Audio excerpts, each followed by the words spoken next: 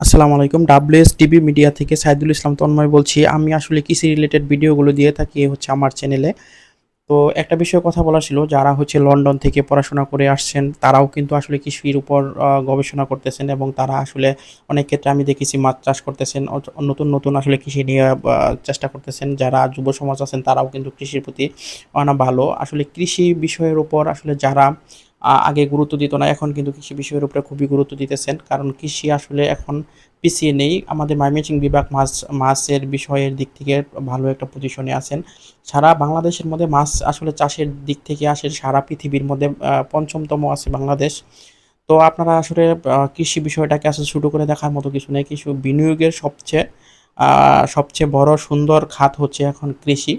তো আপনারা কৃষিতে আসলে ইনভেস্ট করেন, কোনো সমস্যার কিছু নেই। কারণ হচ্ছে কৃষি দিয়ে কিন্তু বিশেষ করে মাছ আবাদের ক্ষেত্রে যারা আসলে ইনভেস্ট করে থাকেন তাদের ক্ষেত্রে আসলে কোনো লসের কিছু নাই। মাছ সম্পর্কে আমি অনেকগুলো ভিডিও করে থাকি আমার চ্যানেলে। আসলে এই প্রত্যেকটা ভিডিও আপনারা দেখতে থাকবেন। এখানে কিছু না কিছু শিক্ষণীয় একটা ভিডিও ফুল দেখলেও এখানে কিন্তু ২ ১ টা ৩ টা সাবজেক্ট কিন্তু শিক্ষণীয় অবশ্যই থাকে। আপনারা দেখতে থাকবেন অবশ্যই। এবং কৃষি বিষয়ে যে ভিডিওগুলো আমি করে থাকি, এগুলো ভিডিওতে প্রত্যেকটা ভিডিওতে কিছু না কিছু শিক্ষার থাকে। আসলে কৃষকের পাশে কিন্তু ম্যাক্সিমাম লোকেরা থাকে না। আসলে অনেকে আছে যে সং এই রিলেটেড বা অন্য রিলেটেড ভিডিও করে থাকেন। আমি ম্যাক্সিমাম ক্ষেত্রে আমার চ্যানেলগুলোতে কৃষি রিলেটেড ভিডিও দিয়ে থাকি।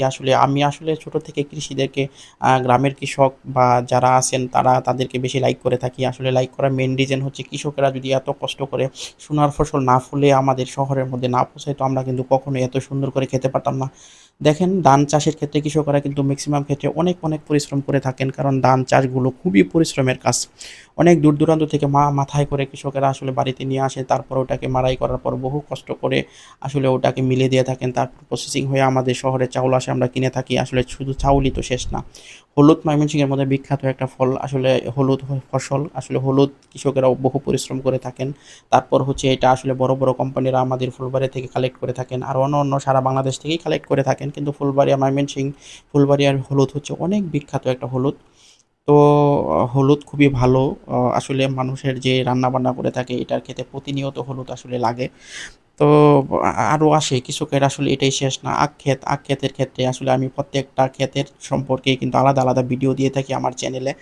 তো আপনারা আসলে সবগুলা ভিডিও দেখবেন, দেখার চেষ্টা করবেন। কারণ হচ্ছে যে ভিডিওতে প্রত্যেকটা ভিডিওতে হালকা না কিছু শিক্ষণীয় কিছু ব্যাপার থাকে। আখ ক্ষেতের হচ্ছে এট ফার্স্ট লাগায়, ওটাকে চারা অনেক প্রসেসিং করতে হয়। এগুলা বিষয়ে আমি একটা ভিডিও তুলে ধরবো হচ্ছে আখ ক্ষেত সম্পর্কে।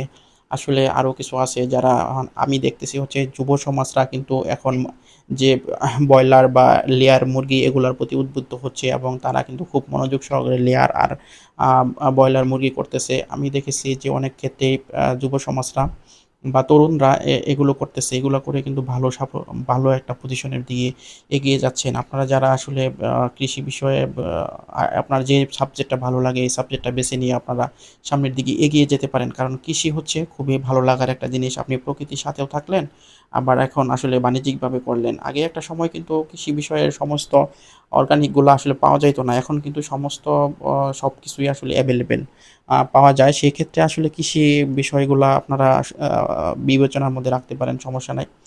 তো বিসিএস মাস্টার্স কমপ্লিট করেও কিন্তু অনেকে কৃষিতে আসলে জড়িত আছেন।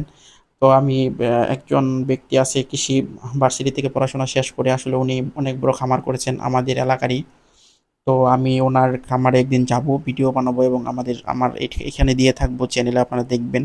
তো সবাই ভালো থাকবেন। আসসালামু আলাইকুম।